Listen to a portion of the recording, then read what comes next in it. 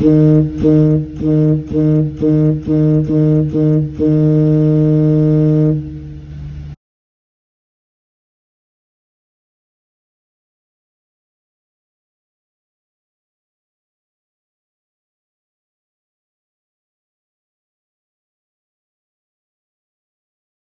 is a method of drilling the hole for the bottom of the motor.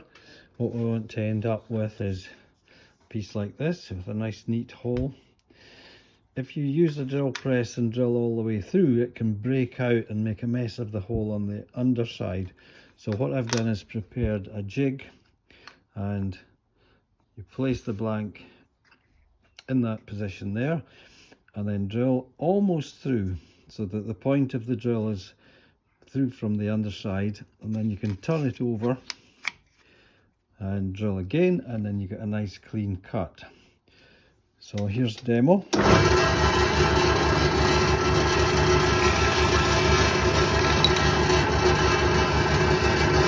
the position of the hole.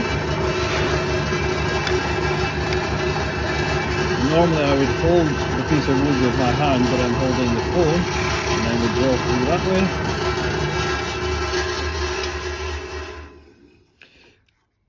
Holding with your hand would stop the item flying around, and there you have a nice clean hole on both sides, and you can then add the leather hinge. It's a little piece of leather across between the two sides.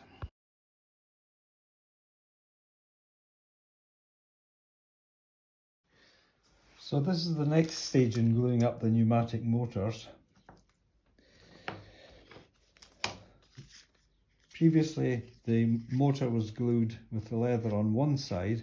I find that it's easier to do it that way because you're not trying to struggle with each. Doing 4 sides at once is quite difficult. Perhaps a more experienced person can do that, but I find that this works for me. So second stage is to check first of all that there are no lumps of glue in that corner there, which might cause a burst in the motor. And then we apply glue to the end grain. This end grain has been sized, so it's not going to absorb too much glue, but don't be skimpy with the glue. Something like that. And then we can lay it flat and use something long and thin to hold through this hole here. Keeps it nice and steady as you apply the glue to the side.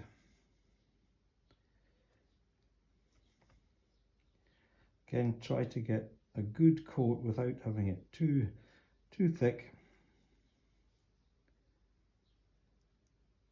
And certainly no gaps.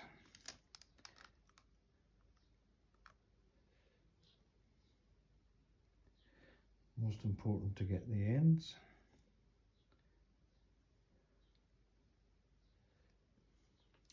And then it's just a matter of lifting up the leather, keeping it fairly tight as you pull it over, and then stretch lightly with the thumb down the ends,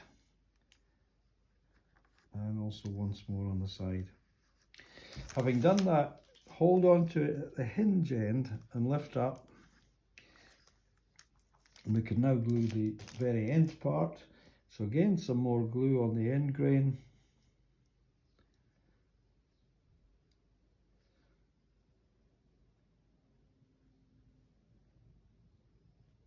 A little bit on the leather. Fold over, and then some on top of that.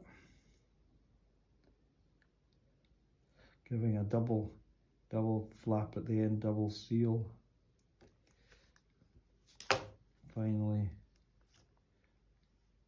again, just stretch it lightly. And there you have stage 4.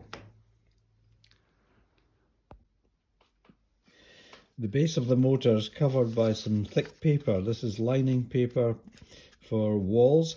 The idea of this is so that if the motor needs to be removed at any time in the future, you can get a knife underneath and it pulls off, and you're not damaging the wood of the organ or the motor.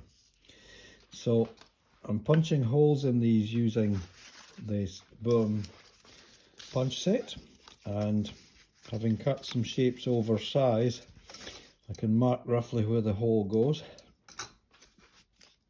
Doing about 5 at one time. Pop the punch on. And there we have a nice clean hole. If you glue the paper on first, and then you can cut the hole with a knife, but I don't think it's quite so neat. So this is a good way to do it. Final stage is to put paper on the bottom.